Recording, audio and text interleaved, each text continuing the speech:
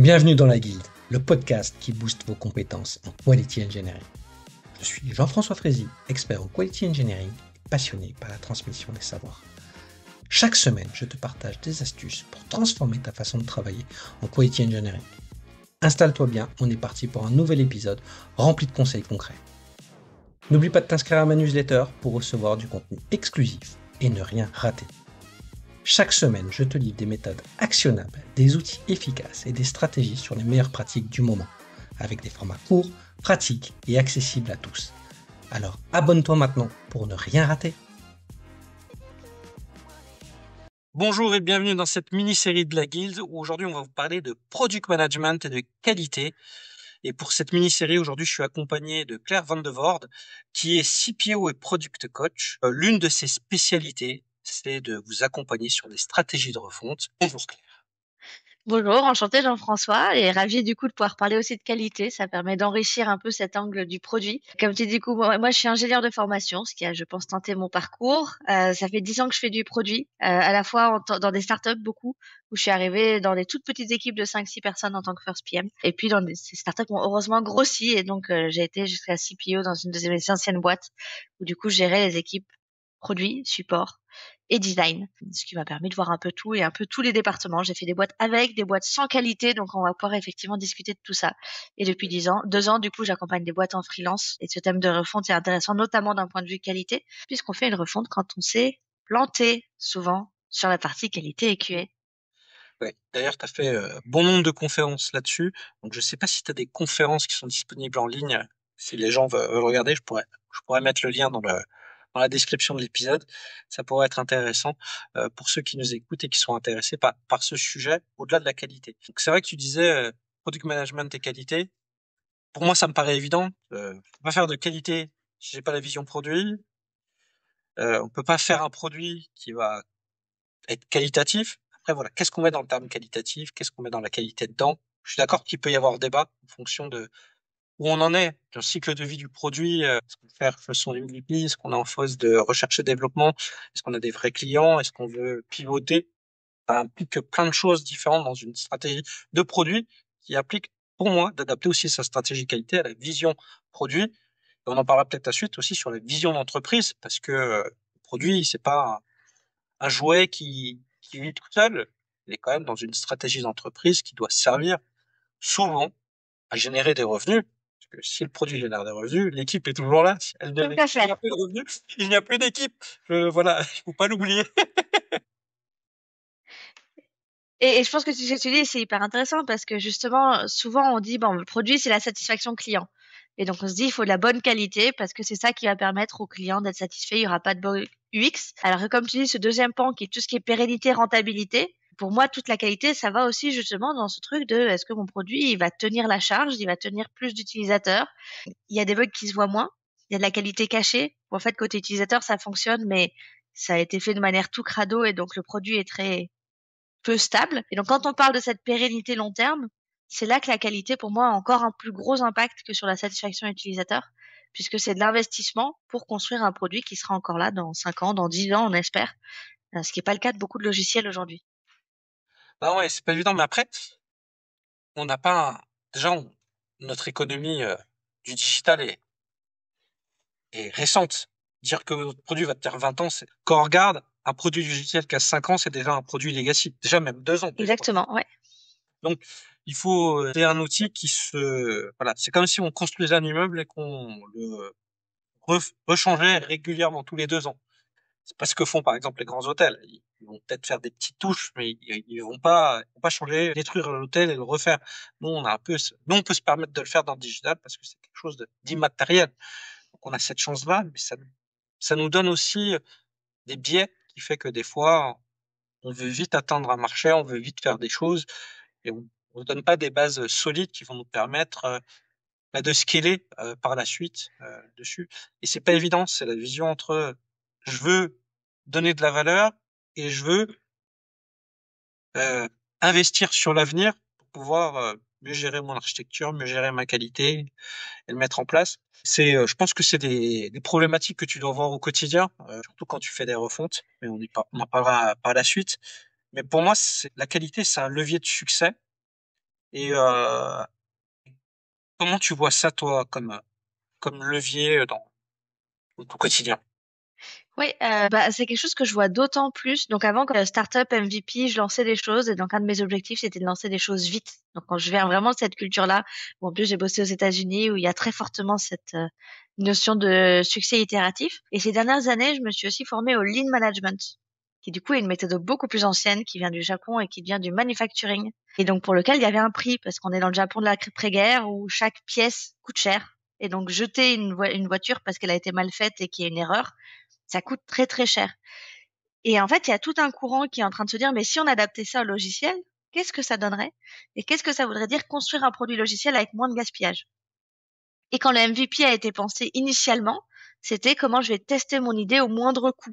Donc il y avait quand même cette notion de gaspillage et de, OK, on fait un truc rapide, mais comment on fait quand même pour qu'il y ait assez de qualité? On parle aussi maintenant de minimum lovable product, enfin, que ce soit assez utilisable, qu'il y ait un minimum de qualité et qu'on balance qualité et coût. Et maintenant, je le vois vraiment comme un choix de se dire, bah, la qualité, c'est un choix d'équilibre entre le court, moyen, long terme. Si tu dis, je veux faire vite et pas de qualité, tu vas le payer plus tard. Il n'y a pas de pari gratuit. À l'inverse, si tu dis, bah voilà, en fait, je veux avoir un produit solide et du long terme, là, tu vas investir dans l'avenir et donc tu as cette vraie question selon le cycle de vie de ton produit, de se dire, bah, quel est mon degré de certitude sur le marché? Et selon ce degré de certitude, est-ce que j'ai envie de plus ou moins de qualité? Et d'ailleurs, les équipes QA, tu vas beaucoup moins les avoir en toute petite boîte. Et c'est une fois que l'entreprise se pérennise, souvent, qu'on commence à avoir des départements QA qui se mettent en place. Ouais, c'est en train d'évoluer, parce que moi, je parle beaucoup avec des CTO de start-up, et qui me disent que, voilà, le fait qu'il n'y a plus aussi l'argent magique, et qu'aujourd'hui, il faut plus rapidement démontrer ta rentabilité. C'est-à-dire qu'avant, tu allais être dans la course à développer plein de features, plein de choses autour de ton produit. Et le plus n'est pas toujours le mieux, globalement, mais c'est vrai que c'était quand même une philosophie de développement de features qui génère de la dette technique, hein. Et le but, c'était de bien pitcher, de bien vendre et de montrer qu'on était toujours dans la hype pour pouvoir faire des levées de fonds. Et aujourd'hui, ces levées de fonds, elles sont quand même étroitement liées à le fait d'être rentable. Et quand on a des clients, il faut les garder.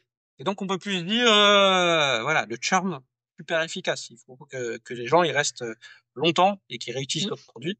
Et donc, ils ont une réflexion aussi de dire, bah, ça doit être aussi une stratégie qu'on doit mettre en place, qui va être différente d'un grand groupe, hein. On a une culture dans notre entreprise pour qu'on puisse être, voilà, on est sorti du MVP, on commence à avoir des clients. Peut-être qu'on va pivoter, mais il faut qu'on ait des fondations un peu plus solides pour pouvoir y arriver. Et puis quand tu parles de levée de fonds, Ouais. d'ailleurs, ouais, quand tu me parles de levée de fonds, ça me parle parce que pour avoir fait du coup deux, trois due deals, souvent les leveurs de fonds, dès qu'on arrive sur des séries A, ils vont faire un audit de code. Et donc, du coup, cette qualité peut vraiment être un vrai jeu sur la valorisation de la boîte.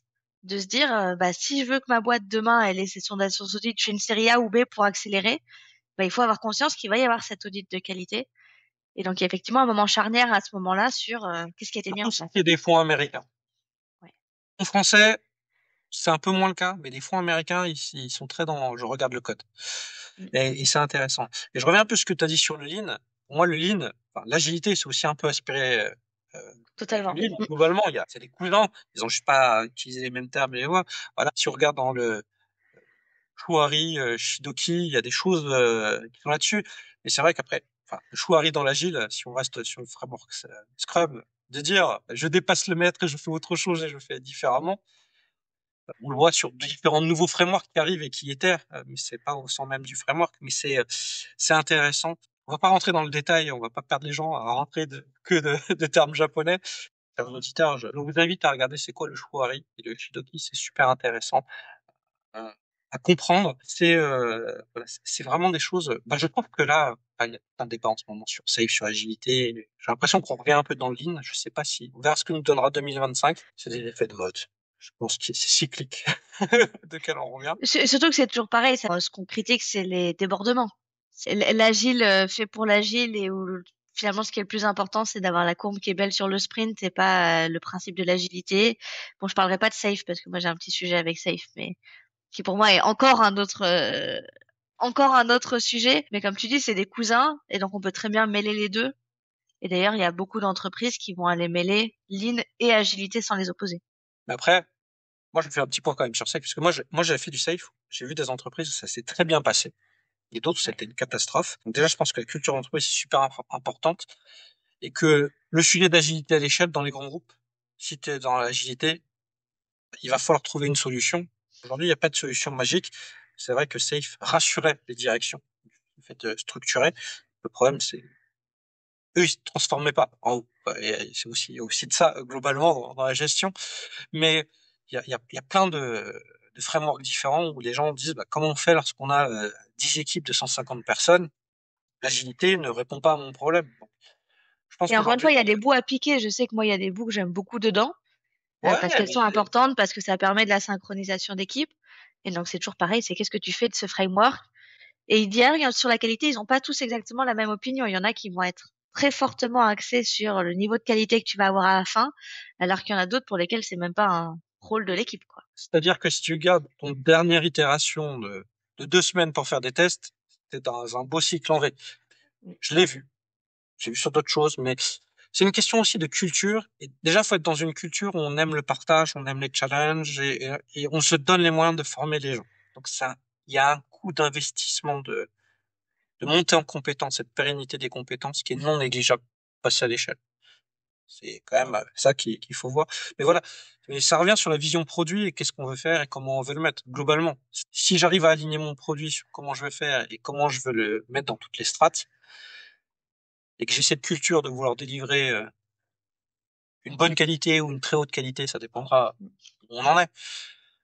On peut y arriver, ça dépendra. Le framework, ça reste un outil, un moyen finalement. C'est que moi, je suis pas dogmatique sur les frameworks, sur les certifications. Si tu arrives à Mais tu faire as retrouvé cette notion un verbe de point de bien et mieux friction que et de les comment on autres, bosse. tant mieux. T'as gagné, ouais. Mais pour moi, il y a cette vraie notion de comment on va bosser. Et donc, tu vois, on parlait de point de friction entre bah, le produit, la QA, comment ça se passe. Bah, t'as certains frameworks qui disent bah c'est quelque chose qu'il faut qu'on prenne dès le début. Donc, comment est-ce qu'on va faire une équipe où la QA dès le début, on se pose la question de quelle est la place de la QA, quel est son rôle, quelles sont les décisions portées par la QA versus le produit, parce qu'il y a souvent quand même, il peut y avoir beaucoup de débats et de challenges sur bah oui, mais moi je veux pas toujours pareil, time to market, rapidité à aller sur le marché versus niveau de qualité. Comment on décide, comment on tranche et du coup comment on va bosser ensemble en tant que deux départements qui ont deux objectifs qui de temps en temps sont antagonistes parce que time to market et qualité, ça va quand même aller pas mal en opposition dans certaines phases de création du produit. Et donc, comment on arrive à créer cette entente là-dessus? C'est pas évident. T'as un exemple qui te vient en tête là? Ouais, bah en fait, ce qui était intéressant, c'est la première startup que j'ai rejoint qui était entre la France et les US, justement. On s'est lancé en France, pas de QA. Je disais, moi, j'ai l'impression qu'il y a beaucoup de startups encore aujourd'hui qui se lancent sans QA. Et jusqu'à ce qu'on atteigne les 25-30 personnes, on n'avait pas de QA. Alors que c'était une boîte qui avait aussi du hardware. Donc, c'était logiciel plus hardware. Et c'est quand on a commencé à accélérer sur le hardware, d'ailleurs, on était en San Francisco et à Paris, que cette notion de qualité de test, etc., est devenue beaucoup plus présente. Puisque du coup, sur du hardware, il y a beaucoup plus de tests, beaucoup plus de batteries de tests à mettre en place. Et ce qui était intéressant, c'était justement toute cette question de côté logiciel, comment on gère. Et donc, on a eu deux profils différents sur la qualité. On a eu un profil qui était très dans le test manuel et qui, du coup, lui, allait beaucoup plus regarder l'expérience utilisateur finale. Et donc, se demander comment ça fonctionne, est-ce que j'ai des bugs, est-ce que je peux faire mon flow habituel, qui était presque à la limite entre la QA et le support et bossait beaucoup avec le support pour faire de la documentation, l'UX et ce genre de choses. Et après, on a eu un deuxième profil qui, lui, était beaucoup plus sur l'automatisation et la qualité du code. Et donc, comment je vais créer ces bases solides, comment je vais changer au sein des équipes de développement la manière de bosser. Qu'est-ce que ça veut dire? J'ai le droit de commit, un truc qui est quand même assez fort pour une équipe de développement. Ben voilà, comment on va se mettre d'accord du coup avec les équipes de développement, comment on va se mettre d'accord avec les équipes produits sur ce que ça veut dire. Je peux faire sortir une fonctionnalité. Et finalement, c'était deux approches assez différentes, puisqu'il y en a une qui était très orientée satisfaction et l'autre qui était beaucoup plus orientée qualité dans l'absolu. Mais ça a été des vraies notions de comment on bosse ensemble. Beaucoup plus facile à faire sur la partie satisfaction utilisateur, où le produit et la QA ont des objectifs communs de satisfaction, que sur la partie test automatique, tic et code et ce genre de choses, où c'était moins visible et du coup plus dur à vendre côté produit et plus dur à expliquer, parce que c'est quand même souvent au product qu'on demande de justifier les délais des deadlines, etc. De pourquoi ça va prendre plus de temps, Pourquoi est-ce qu'à partir d'aujourd'hui, on accepte de baisser légèrement la vélocité initiale de l'équipe pour demain? Et donc, selon même voilà, ce changement d'objectif dans l'équipe QA, ça a fait une collaboration plus ou moins facile. Bon, après, les personnes étaient géniales et on s'est super bien entendu. Mais quand même, j'ai senti ce changement de collaboration et une chose qui était plus simple à justifier que l'autre d'un point de vue purement produit. C'est super intéressant ce que tu nous dis. On aura un épisode où on parlera de trouver l'équilibre entre vitesse et excellence. Ça sera peut-être un sujet aussi qu'on développera sur l'automatisation des tests. En tout cas, merci pour ce retour d'expérience. Et de toute façon, on va développer un peu comment on peut vraiment aligner la vision produit et la vision qualité, notamment en parlant, en co-construisant, pardon, une stratégie euh, produit et qualité ensemble. Et ce sera le sujet de notre deuxième épisode. Donc restez avec nous si vous voulez en savoir plus sur ce sujet. Et à très bientôt. Merci d'avoir écouté cet épisode. C'est grâce à toi que la guilde continue de grandir. Si tu as aimé, n'hésite pas à partager autour de toi et à laisser un avis 5 étoiles sur ta plateforme préférée. Je te donne rendez-vous au prochain épisode avec encore plus de conseils pour booster tes compétences.